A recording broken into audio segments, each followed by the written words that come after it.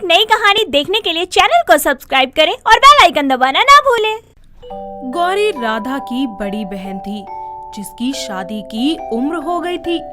वो अपने संस्कारों और घरेलू कामकाजों से पूरी तरह निपुण थी। उसकी माँ कौशल्या और पिता दशरथ उसकी शादी के लिए रिश्ता तलाश कर रहे थे। एक दिन उन्हें शिव नाम के एक लड़के का रिश्ता आता है।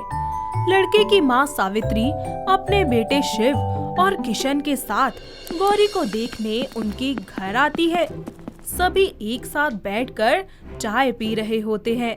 तभी गौरी तैयार होकर उनके सामने आती है, जिसे देखकर शिव के मन में बांसुरी बजने लगती है। हे, हाय। बैठ जा बेटा, कम से कम थोड़ी तो शर्म कर ले। आप तो ऐसे खड़े हो गए जैसे इन्हें भगा कर ही ले जाओगे। चुप पगले, जी माफ कीजिए, वो मेरा छोटा बेटा थोड़ा शरारती है। कोई बात नहीं बहन जी, घर के छोटे सदस्य अक्सर ही शरारती होते हैं। मेरी छोटी बेटी भी बहुत शरारती है। जी हाँ, वैसे आपकी ये बेटी बहुत ही खूबसूरत है। आओ बेटा, मेरे पास बैठो और बताओ क्या क्या गुण है तुम्हारे अंदर। जी सब कुछ आता है। अरे बहुत बढ़िया भाई, हमें तो रिश्ता बिल्कुल पसंद है। इस तरह दोनों की शादी पक्की हो जाती है और वो एक दूसरे को जानने के लिए बाहर कैफे में मिलना शुरू कर देते हैं। वो कभी भी अकेले नहीं जाते थे। जब भी जाते तो गौरी अपनी बहन और शिव अपने भाई को साथ ले जाते थे।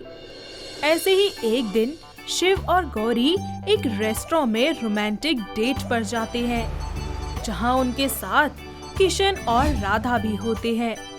राधा अपनी मिनी स्कर्ट पहनकर वहां आती है, जिसे देखकर किशन के मन में उसके लिए प्रेम भाव जाग उठता है। वो दोनों अलग कॉर्नर की सीट लेकर वहीं बैठ जाते हैं।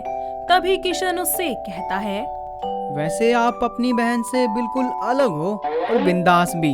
हाँ, लेकिन मुझ पे लाइन मारने की जरूरत नहीं है, क्योंकि मैं अब किसी और से प्यार करती हूँ। क्या? नहीं, आप मजाक कर रहे हो ना? नहीं, ये देखो मेरा बॉयफ्रेंड, लेकिन किसी को बताना मत।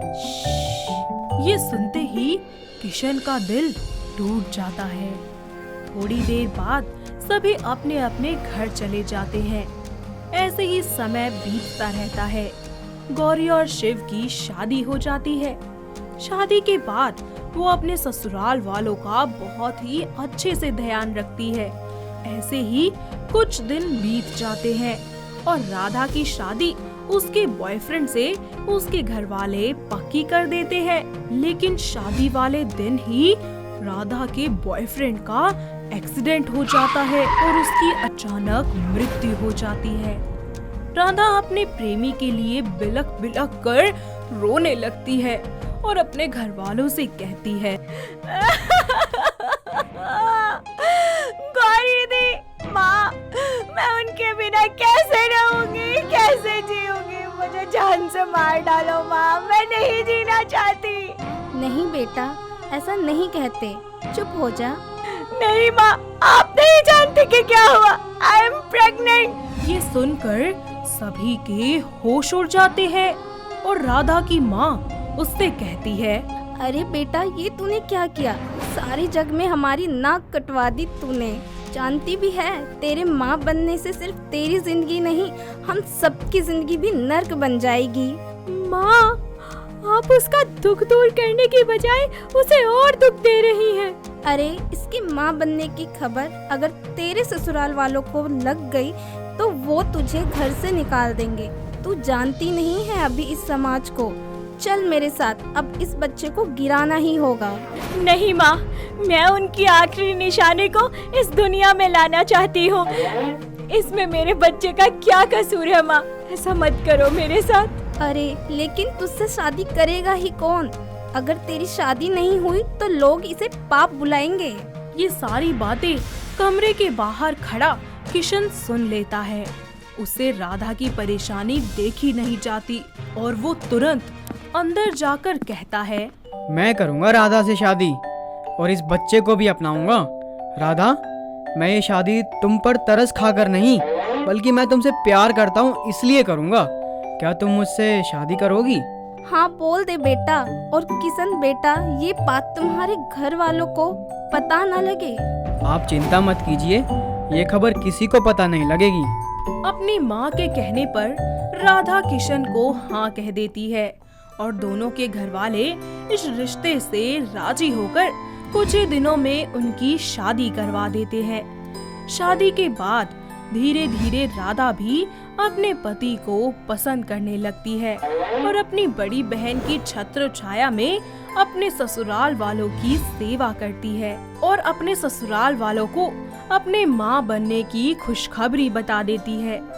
लेकिन ऐसे ही एक दिन राधा इमोशनल हो जाती है और अपनी जेठानी यानी बड़ी बहन के साथ अपने पुराने स्वर्गवासी प्रेमी के बच्चे के बारे में बात करने लगती है और उनकी ये सारी बातें उनकी सास छुपकर सुन लेती है, जिसके बाद वो गुस्से में आग बबूला हो जाती है और बहुत ही जोर जोर से अपनी छोटी बहू पर चिल्लाने लगती है।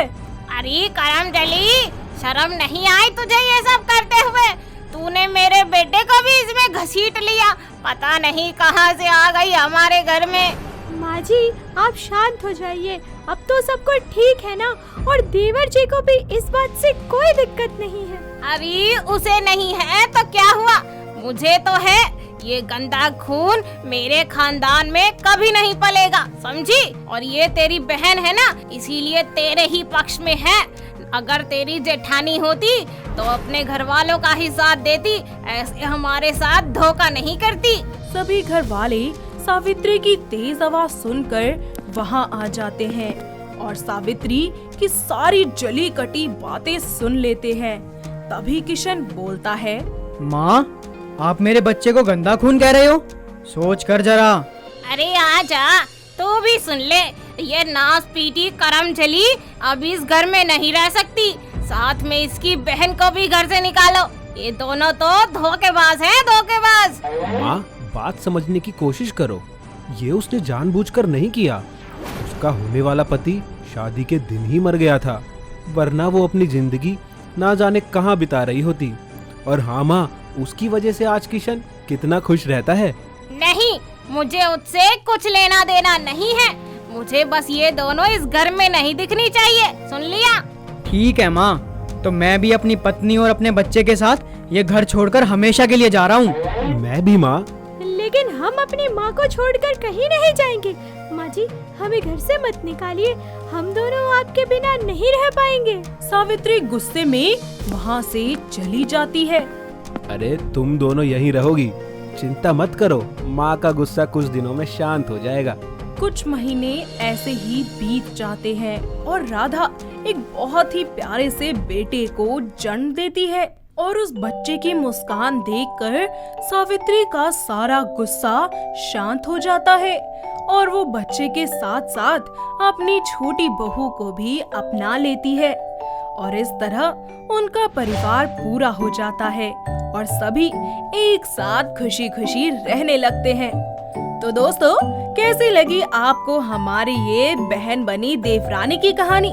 क्या आपके घर के आसपास भी है कोई ऐसी लड़की जो कि अपनी छोटी बहन के लिए इतना करती हो?